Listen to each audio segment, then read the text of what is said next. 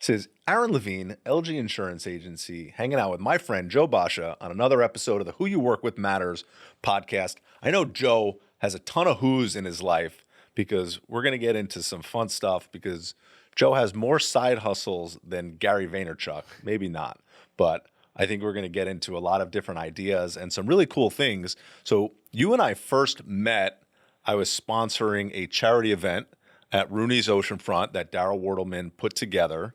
And your business, Cars and Social, was the main attraction. I don't know how else to say it. So somehow you connected with Darryl, decided to put on a car show at Rooney's Oceanfront in September, and you brought 80 some odd cars with exotics. you. And people just came to hang out, have drinks, eat food in the parking lot. We had a DJ out there. I mean, that was a really fun. Yeah, it was cool. That was a really fun event. Yeah, all the events have been like that. They're pretty cool. It's something different, you know. So your side business of Cars and Social keeps you pretty busy, you know, throughout the summer season and into the fall. Right. So tell me, how did you get into putting on these types of events? For the Cars and Social. So Yeah. I've always been into cars my whole life. And a friend of mine, we were at the gym and we'd go out and we'd bring our cars. We'd go to dinner and hang out and, we'd bring our wives sometimes. Sometimes just the guys would go out. I'm like, oh, let's make this more of a thing. So now we're going out again, and we're bringing now there's 6 guys and there's 6 cars. And before now, people are like, oh, let's do this more often. So now we're like reaching out to restaurants, like, hey, we're going to bring 200 people and 80 cars to your location. What do you think? And they're like, yeah, no brainer. Like, who wouldn't want to do that? And you were able to, and you turned that into a business, though. Yeah, right. Yeah. So whether it's a marketing fee, advertising fee from the restaurant, right, or some kind of like commission on like if people spend money and they're like, oh wow, you guys did great, you spent all this money, here's like a commission fee or whatever they want to call it. Right. And so do the car owners pay you to participate too, or is it really just the host that contributes something towards really your expenses? Yeah, so it's really just the host. So it's a win-win for everyone. So it's huge. Let's say you're coming in and you want to attend the event, it's $100. Right. And when you get there, I'm going to hand you a $100 gift card to the restaurant. So for you, you're like, well, that's no brainer, right? No brainer. $100 for $100. Right. I'm gonna spend that anyway, right? Right. So then you have the logistics with the restaurant in the back end. Okay. And we work out the sponsorship, whatever we want to call it. And then so you can marketing bring for them. Other sponsorships in, bring a DJ depending on the event, right? And depending on the event, turn it into a huge party. Yeah. And if obviously weather dependent. Correct. Yeah. That's always something you try and call within the week. The restaurants are weather dependent, but when you're bringing out some of those cars, some people don't like to bring their cars out in weather. So I always kind of tell the locations, hey, we're doing this event on this day. Right. If it rains, it's going to be your call. Meaning because you're the one losing out. Right. Right. I don't want to make the call. Right. I mean, we'll do the event regardless. But if 20 cars shows up and not 80, right. It's a huge difference. Yeah, you have a big difference. I remember walking the lot at Rooney's because that was the first one I ever attended. I'm like, this is amazing. It's a lot of fun. It's great for me as an insurance person to sponsor and be connected and be involved because obviously everybody that drives any type of vehicle needs auto insurance, even though auto insurance is my least favorite line of business to work with. But when it comes to higher end vehicles, we have specialty programs to, help certain buyers and certain consumers of insurance, especially if they own other things besides a single vehicle. We can make sure that they're protected appropriately across all lines of business. So there's a lot of opportunity in those spaces for me, and they're fun. Yeah. It's a great place to be social, be seen. I got one of my insurance companies, Haggerty, put together a package for us, and I think we gave out 100 gift bags that night to a lot of the different car owners. So it creates those opportunities as well, besides having fun and being able to bring my team out and support. And the energy is good too. Yeah, it's a lot of good people. A lot of people, they all share a passion, right? They all love cars. Right. I mean, who doesn't like good food? If you smoke cigars, cool. They're there too. Right. And it's just a good network to be around. Everyone's, usually the business owner, driven person. So it's a nice network to be around. So that's why people love going to the event. Right. So how many events do you do? How many? We try and do one a month like that. Okay. Like a Rooney's event would be like once a month. Okay. Just 'cause it's a lot of work. It's a big event. Right. And sometimes we'll do smaller like dinners or we'll do a little drive. Okay. We do a rally to Atlantic City every year. We start in North Jersey. We drive down to Atlantic City, spend a night at the Ocean Casino. It's a little more fun, drive and then the fun part of it. And so if you're doing a rally, even people from the central part of the state will drive north just to start. to drive. Yeah. So we'll meet in like Mattawan, Edison area. Okay. So the north guys still go a little south, but Right. then everyone can kind of get there. It's early. We're meeting at 8 in the morning. Right. Have a little breakfast, and then we have like organized stops on the way down. Okay. So we stop a bunch of times, and then we end up in Atlantic City. So now you got all that out of your system. Park the cars. We check in the hotel. We have a little welcome party. Go have a different We have kind of dinner party. together. We all have all at the same restaurant. Okay. And then if you want to go out at night, gamble, whatever, we're there. I mean, everyone's there. I'm having a logistical anxiety attack right It's now. a lot. It's a lot of planning. So we'll start planning, in the Do you have next a couple team months. that helps you with all the planning? for Yeah, Cars so our and business Social? partner and like other people there's a lot Okay. of guys that love Cars and Social as well, and they're always big supporters. Like, hey, Okay. I need help with this, or I'm going to call that, or Okay. so it's been good. But once you kind of narrow this stuff down, like we've done the rally like 5 times now. Okay. So you kind of learn what things work, what doesn't work. So what Si- came first, your ownership of an exotic car or, the Cars and Social events? Definitely the exotic car, yeah. Yeah. So I bought my first McLaren in 2018. Okay. So since then, that was like, I guess, my first exotic. So that's when I started getting now I'm going to Cars and Coffee, I'm meeting people, and we're Okay. like I said, going to breakfast, doing drives, doing this. And I'm like, this is fun. Like, and everyone just wants to get there. They look forward to the weekend to get together. You know what's going to happen when we get out of here? I'm going to have to go shopping. Yeah. That's what's going to... I've been a bad influence on a lot of people, as they said. But what do I buy first? Well, first on budget and what the goal is. I mean, we talk about, you say budget like you're an accountant or something. Well, I mean, the cars can range from, you can get a car, you can get in the exotic world, let's say for 120,000. Okay. And it can go up to $1 million. Right. So there's a big range there. I did see at the Rooney's event, I Yeah. think you had a Revuelto there that I think was this Yeah, it's probably an $800,000 car. $800,000 car. Yeah, easy. Yeah. And then I probably didn't even notice the Ford GT. I didn't. Yeah. I don't even know That's if I up there, remember seeing too. the Ford GT. That's probably Yeah. closer to $1 million. But yeah, That's so much fun. I've been thinking. I've always wanted to, but my childcare expense. I don't know if it's childcare expense, family expense. right. Certainly gets in the way of the fun expense.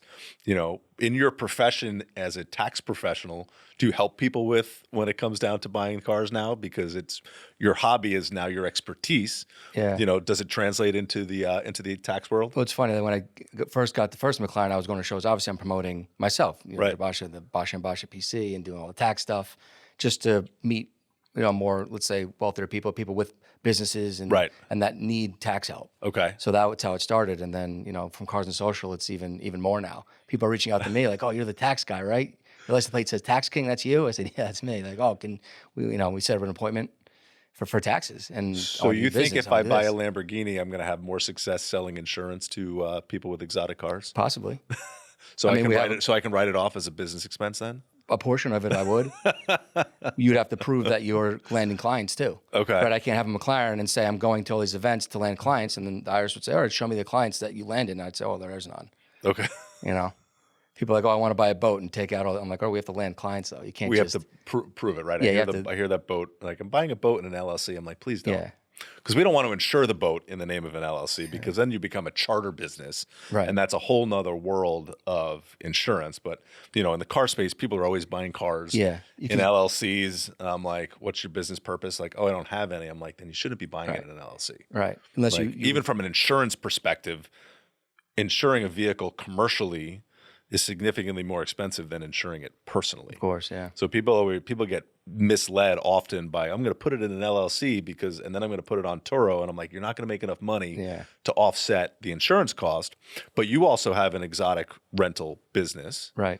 right? So, but you've done it with a intent and purpose and setting it up correctly, not just a single car try to save on some taxes by LLCing it and Right. still driving it personally. Yeah. Yeah, It's definitely it definitely gets intricate, on how it's all set up. So if I was using the vehicle for business purposes and landing clients with it, right? If I join Shore Car Club, if I, start coming to all your events and we start making, and I'm able to start generating revenue from it, then there's a Right. way to write some of it off. Correct. It'd be I tell people it's the same thing as a golf membership. Okay. You want to join a golf course and you want to take clients out.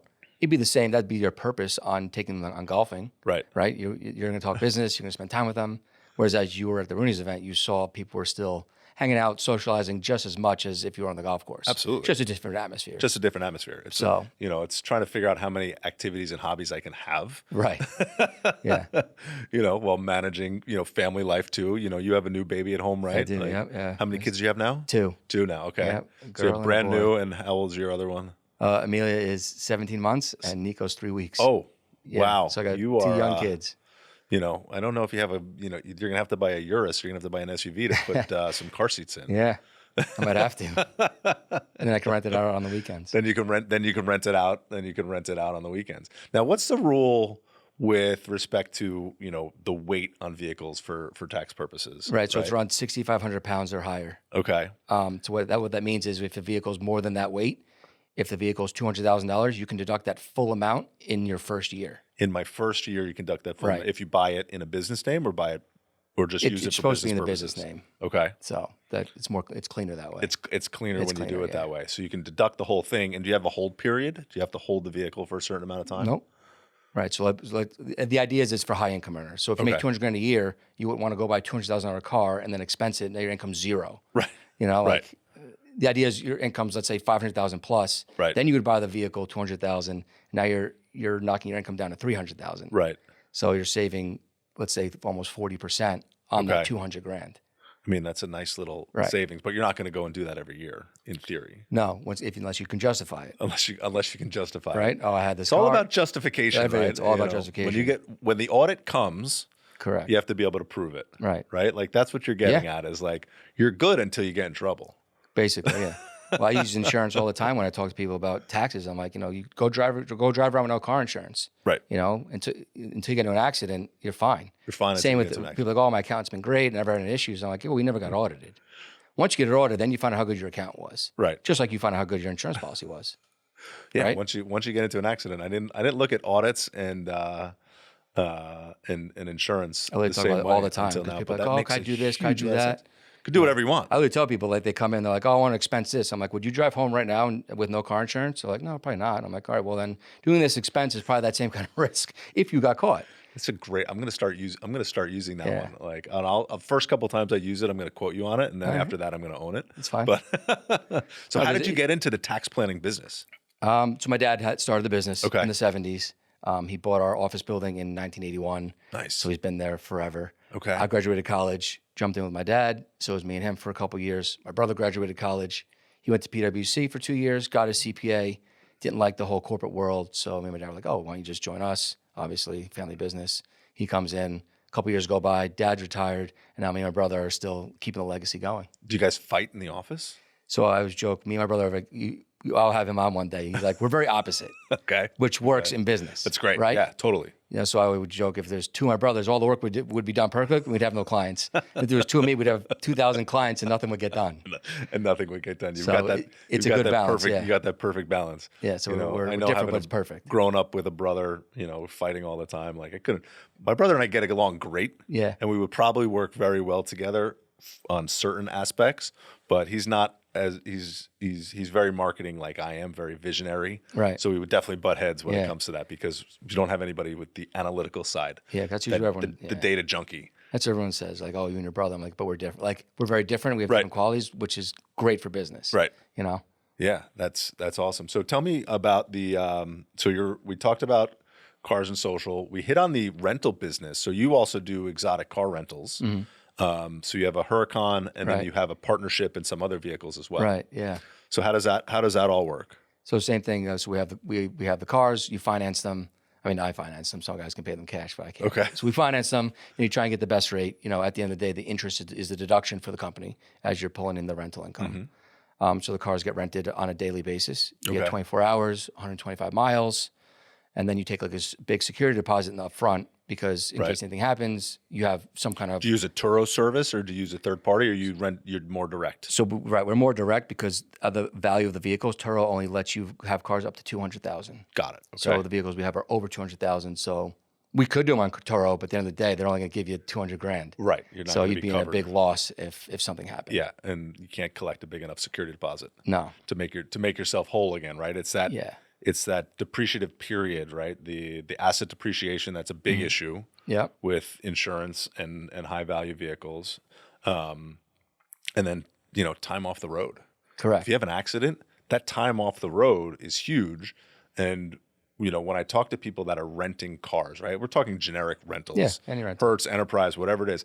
If you read that contract when it comes to the insurance, yes, you can use your own insurance for the vehicle, but the time off the road is not covered by insurance. So I always tell everybody to buy the physical damage waiver when renting a vehicle, a standard vehicle. I don't know if that's available when renting through you guys, but through the big companies, if that vehicle is not in service, you're paying for it. The diminished value, you're paying for it. So if you get into an accident and you don't buy the physical damage waiver with Enterprise or Hertz or whatever, National, you have a huge expense that could come out of pocket that you don't realize because you think you're saving $17 a day. Right. So there's a big gap in a lot of those. I don't know if you have that in your rental agreement. It's probably in the agreement. I had an attorney write it up. Someone that's the know. So now you're gonna go look. You're gonna go look to make sure you've got that because you want that if the vehicle's off the road, that diminished value and that time being compensated somehow. Right.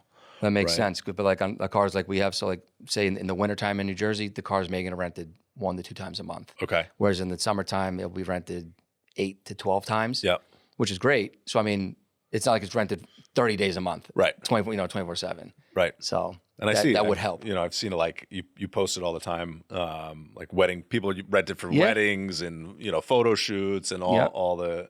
It's not always just a drive. It's not always just a drive. I'm going to a wedding. I want a car. I want to take a picture. Why not? Yeah. Why not? I think it's a great use for it, and I think it's it's like a fun birthday present to somebody to buy their husband.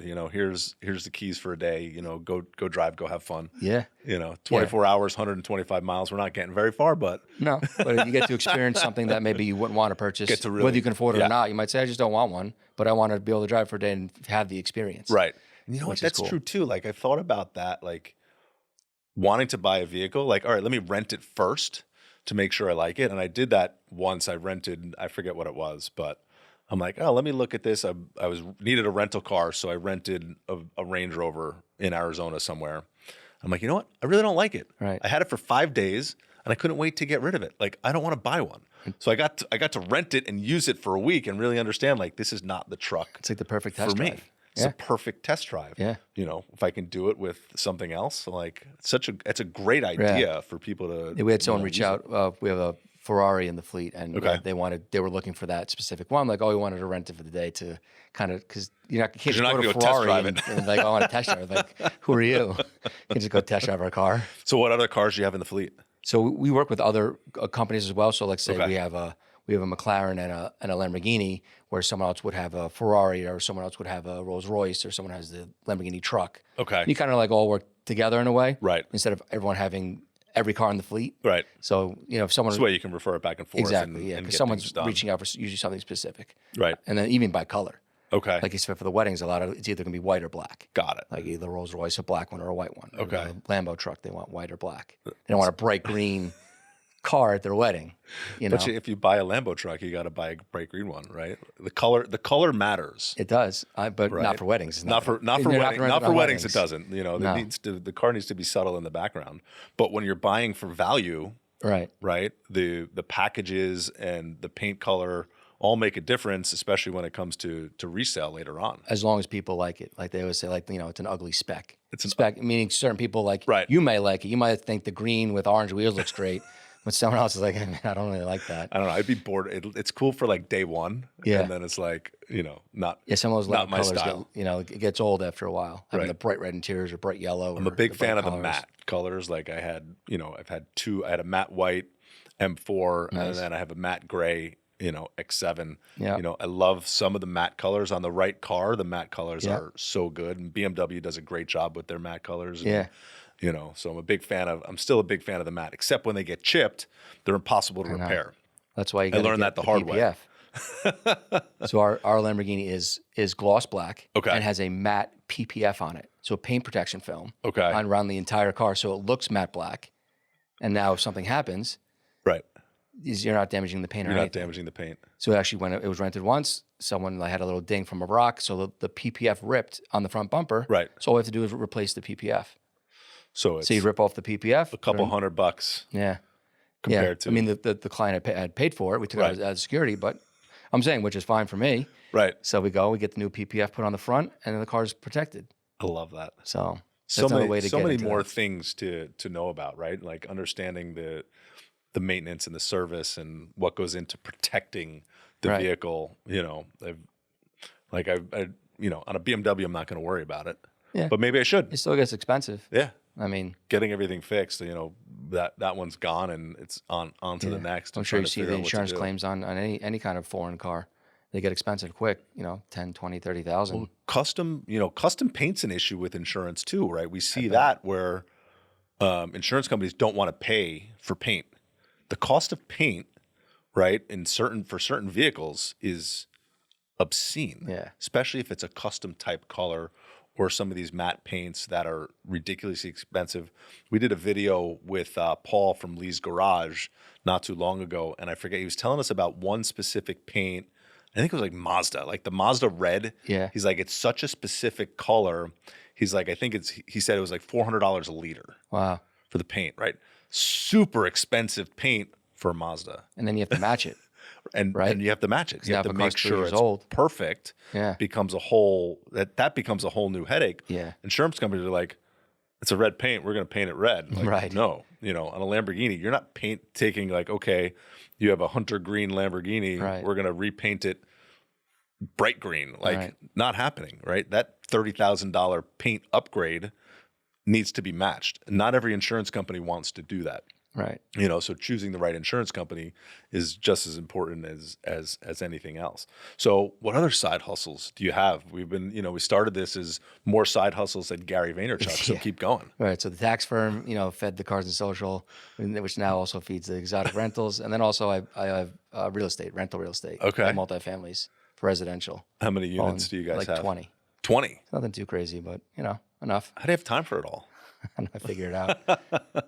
He always joke, you know, like 9 to 5 is the accounting job, then 5 to 7 is Cars and Social, then 7 to 9 is the real estate. And then it's just like, you know, you're just breaking up your day to get everything done. You know, having the energy to put it all together, I think is so huge because the payoff tomorrow Yeah. is going to be there, right? Multi streams of passive income, Yeah. I think is super important if you can pull it off. I'm not a good passive income type of person. You know, I focus most of my time, effort, and energy in and around the insurance space and do a lot of work to build my network and grow my business. Obviously, doing the podcast, you know, the podcast is not a revenue generating vehicle for me. Yeah. This is fun. And I get to have great conversations with great people and I learn so much. But at the end of the day, it's all fueling, you know, Yeah. the insurance space, which the insurance space is a growing residual on an annual basis as we continue to grow our client base, learn more, become, you know, experts in what we're really good at. So, you know, at some point we'll find a way to add some additional passive stuff in there. But right now it's, you know, we're all growth on the insurance side of it to continue to get the business to the next level. Yeah. That's awesome. You know, so it's good. So, you know, I keep talking Gary Vaynerchuk, you know, what have you learned from him? Have you you watched some of his stuff? You keep going to have you been to any of his workshops? Not the workshops, but I listen to a lot of podcasts. So Okay. I'm a gym guy in the morning. I go to the gym in the morning.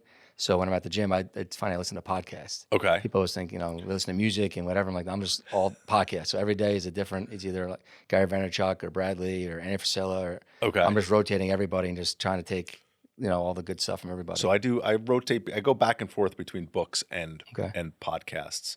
You know, I just finished, so I did a book review recently with a friend of mine, Tom Mirabella from Wingman Planning down in his Belmar office. We did Never Split the Difference. We did a YouTube video book review, podcast style.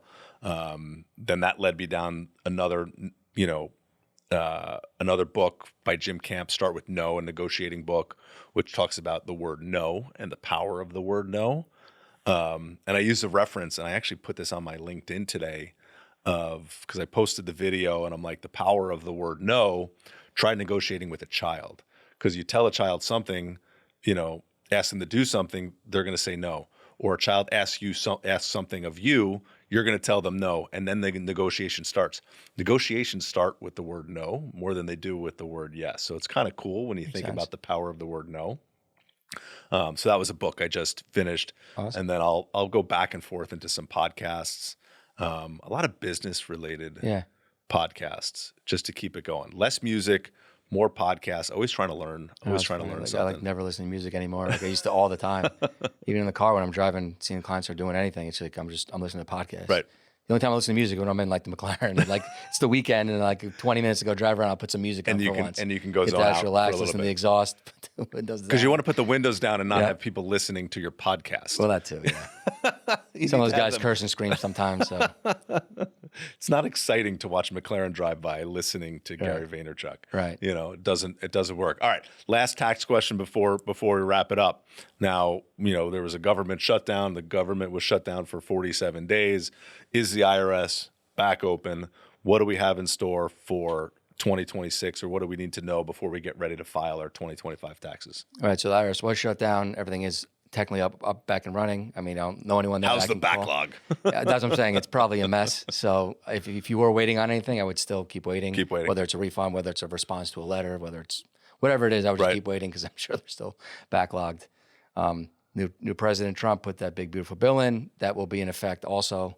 That overall will benefit everybody, which is nice. That's good. You know, that was the goal of it, to benefit everyone. So on a personal level. I can expect to pay less on 2025. Correct. Everyone should be paying a little bit less, no matter what income level you're in. Okay. So that was the goal of it. Thank God. So, I need to pay less. Yeah. Everyone needs to pay less. Yeah. Well, good. You need to make more and pay less. Make more and pay is less, the goal. so I can go buy myself a Lamborghini. Exactly. Right? What else am I going to do with it? Joe Boscia, thank you so much for joining me on the podcast today. It was great to learn about all of your amazing side hustles. Check out Cars and Social. Check out Tax King NJ. I don't know what other handles you have, but we'll be sure to share them and tag Joe on all of our posts. We'll see you soon. Cool. Thank you.